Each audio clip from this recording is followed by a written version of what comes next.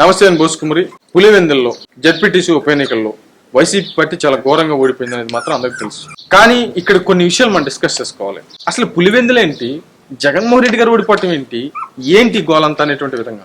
ఎందుకనంటే పులివెందులు అంటే ఇంకో కొట్టిన పిండి. అసలు 2024 ఎలక్షన్స్ రిజల్ట్స్ కూడా షాక్ అనమాట. ఆయనకి ఏ లక్షన్నరో అట్లా రావాల్సినటువంటి మెజార్టీ దగ్గర కనీసం ఆయనకి ఒక 60,000 చిల్లర, అంటే ఎప్పుడూ కూడా అంత తక్కువ రాలేదు జగన్మోహన్ రెడ్డి గారికి కానీ వాళ్ళ ఫ్యామిలీలో ఎవరికైనా సరే. అంటే అప్పుడు పరిస్థితులను బట్టి అప్పుడు జనాభా లెక్కలు వేరు, ఇప్పుడున్నటువంటి జనాభా లెక్కలు వేరు కావచ్చు, కానీ అంత తక్కువ రావడం మాత్రం ఇదే మొదటిసారి. కానీ పులివెందుల్లో మిస్ అయింది ఏంటి జగన్మోహన్ రెడ్డి గారు ఇప్పటికైనా కూడా తెలుసుకోగలుగుతారా? ఇప్పుడు వివేకానంద రెడ్డి గారు కానీ బతికున్నట్టయితే పరిస్థితి ఏంటి? ఇప్పుడు మామూలుగా అవినాష్ రెడ్డి గారు ఎవరు తరపు వాళ్ళు? ఇప్పుడు భారతి గారికి సంబంధించినటువంటి బంధువులు వాళ్ళు. కానీ అసలు బంధువులు జగన్మోహన్ రెడ్డి గారి సొంత బంధువులు. అంటే ఒక రకంగా చెప్పాలంటే రాజశేఖర రెడ్డి గారి వర్గం ఏది, రాజశేఖర రెడ్డి గారికి సంబంధించినటువంటి వాళ్ళు ఏరి, విజయమ్మ గారు ఏరి, షర్మిల గారు ఏరి, వివేకానంద రెడ్డి గారు ఏరి, లేకపోతే షర్మిల గారు భర్త ఏరి, ఎందుకంటే భావమరిది బతక కోరతారు, మరి ఆయన ఏడి, ఆ కుటుంబ సభ్యులు ఏరి, అసలు ఎలక్షన్స్ దగ్గర ఏరి. అది సొంత నియోజకవర్గం కదా, వాళ్ళ ఇల్లు కదా, ఆ పులివెందులు అంటే వాళ్ళ ఇల్లు కదా. అసలు విజయమ్మ గారు వచ్చి కానీ కూర్చున్నట్టయితే అసలు ఈ పరిస్థితి ఉండేదా? ఈ రోజు వివేకానంద రెడ్డి గారికి బతుకున్నట్టయితే, వాళ్ళ కుటుంబాలకు సంబంధించి జగన్మోహన్ రెడ్డి గారు వాళ్ళకి ఫేవర్ గా ఉన్నట్లయితే, ఆ కుటుంబ విధానంలో ఉన్నట్టయితే ఈ రోజు ఈ పరిస్థితి ఉండేదా? వివేకానంద రెడ్డి గారికి ప్రతి గడప తెలుసు, వివేకానంద రెడ్డి గారికి ప్రతి ఇంట్లో మనిషి పేరు తెలుసు. అక్కడ ఉన్నటువంటి వివేకానంద రెడ్డి గారి పరిచి మాట్లాడినటువంటి వ్యక్తే లేడు ఇన్ని సంవత్సరాలు. వివేకానంద రెడ్డి గారు వెళ్ళి కుర్చీ వేసుకుని కూర్చుంటే పరిస్థితి ఏంటి? విజయం గారు వచ్చి అక్కడ నుంచుంటే పరిస్థితి ఏంటి? షర్మిల గారు మైక్ తీసుకుని పులివెందుల్లో ప్రచారానికి వెళ్ళుంటే, ఈ ఒంటిమిట్ట కావచ్చు పులివెందుల్లో ప్రచారానికి వెళ్ళుంటే పరిస్థితి ఏంటి? అసలు ఇది వైసీపీ పార్టీ దాటి వెళ్ళేదా? ఇది అసలు జగన్మోహన్ రెడ్డి గారు ఏం చేస్తున్నారు అనేది మాత్రం క్లియర్ గా అర్థం కావట్లేదు. అసలు ఒంటరిగా మిగిలిపోవాలి అని చెప్పేసి ఏమైనా ప్లాన్ చేస్తున్నారా? అది అసలు ఆయనకి అర్థమవుతుందా? ఫస్ట్ అసలు అర్థమవుతుందా? నిజంగా చాలా ఆవేదనగా బాధగా మాట్లాడుతున్నాను నేను, చాలా ఆవేదనగా మాట్లాడుతున్నాను. అరే ఆయన జగన్మోహన్ రెడ్డి గారు జైల్లో ఉంటే ఆయన ఏం చేశాడు అసలు పార్టీకి చెప్పండి నాకు. ఫస్ట్ టైం అసలు తర్వాత ఆయన పాదయాత్ర చేసి ఉండొచ్చు కాక, అసలు పార్టీని నిలబెట్టడానికి ఆయన ఏం చేశాడు చెప్పండి? పోయి జైల్లో కూర్చున్నాడు అంతే. కానీ పార్టీని నిలబెట్టింది ఎవరు?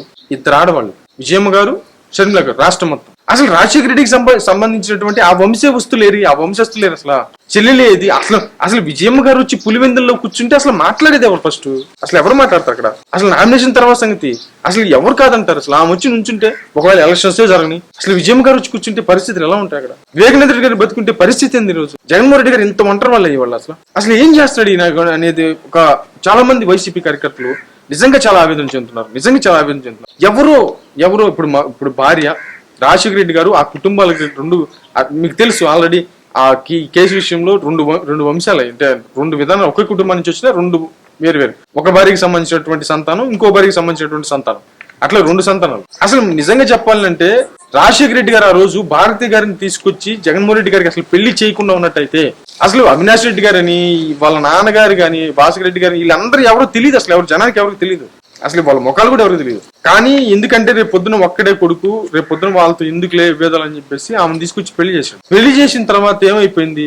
ఈ రోజు పులివెందుల్లో ఎలక్షన్స్ జరుగుతుంటే అక్కడ ఉంది ఎవరు? అవినాష్ రెడ్డి గారి చేతుల మీద జరిగింది. అవినాష్ రెడ్డి గారు కానీ వాళ్ళ నాన్నగారిని కానీ ఖచ్చితంగా పులివెందుల్లో ప్రజలు నమ్మరు. కోర్టులు అవ్వచ్చు, అది ఎప్పటికో కేసులు తేలవచ్చు, ఏమైనా అవ్వచ్చు. మీరు 190 చెప్పండి, కడప పులివెందుల ఈ విధానానికి సంబంధించి రాజశేఖర రెడ్డి గారు వాళ్ళ తమ్ముడు వివేకానంద రెడ్డి గారికి సంబంధించినంత పేరు జగన్మోహన్ రెడ్డి గారికి కూడా ఉండదు. ఎందుకంటే పెద్దవాళ్ళు ఈ రోజు మనం మాట్లాడుకుందాం, ఇప్పుడు మన నాన్నగారికి మన సొసైటీలో ఉన్నటువంటి మన ఊర్లో ఉన్నంత అంటే ఆ స్టేజ్ మనకు పిల్లలుగా మనకు ఉంటుందా? ఖచ్చితంగా ఉండదు. తండ్రికి వాళ్ళ బాబాయిలకి ఉండేటువంటి ముందు పెద్దలు వాళ్ళే కదా. వాళ్ళు లేకుండా ఎవరో వేరే వాళ్ళని తీసుకొచ్చి పులివెందుల్లో ప్రచారం చేయిస్తే అసలు ఎలా? ఇది అసలు ఏం చేస్తున్నాడు అర్థమవుతుందా? జస్ట్ నేను అంటుంది అది ఇప్పుడు 3వ సారి చెప్తున్నాను, గమనించండి. షర్మిల గారు ఉంటే, అనిల్ గారు ఉంటే, ఆమె భర్త, అదేవిధంగా విజయమ్మ గారు వచ్చి పులివెందులో కూర్చుంటే, వివేకానంద రెడ్డి గారు అక్కడ మొత్తం మేనేజ్ చేసుకుంటే, అసలు జగన్మోహన్ రెడ్డి గారు రావాల్సిన పని ఉంది? అసలు కనీసం ఆయన కదలాల్సిన పని లేదు. అసలు దెబ్బకు వచ్చేసే రెండు. అసలు నామినేషన్స్ ఏం వేసేవాళ్ళు? అసలు ఒకవేళ వేసినా కూడా ఎలక్షన్స్ జరిగినా కూడా పెద్ద మ్యాటర్ ఉండేది కదా అసలు వాస్తవంగా. మరి ఇదేంటో జగన్మోహన్ రెడ్డి గారు తెలియచేస్తున్నారో సొంత వాళ్ళని తీసుకెళ్లి పక్కన పెట్టేసి ఎవరినో తీసుకొచ్చి మా వాళ్ళని చెప్పేసి వాళ్ళతో ప్రచారం చేయించుకుంటున్నాడు. మరి ఇది కరెక్టా కాదా? అసలు నిజంగా రాజకీయ భవిష్యత్తు కోసమే ఇట్లా చేస్తున్నాడా, లేకపోతే ఏమైద్దిలే అని చెప్పేసి చూసుకుందామని చెప్పేసి ఒక రంగం చెప్పంటే మూర్ఖ విధానంతో ఏమైనా ముందుకెళ్తున్నాడా? ఒకసారి ఏమైనా ఆత్మపరిశీలన చేసుకుంటా అనేటువంటి విధంగా చాలా మంది సోషల్ మీడియాలో సజెషన్స్ జగన్మోహన్ రెడ్డి గారికి ఇస్తున్నారు. తీసుకుంటే ఆయన ఇష్టం, తీసుకోకపోతే ఎవరి ఇష్టం వాళ్ళది. మరేముంది.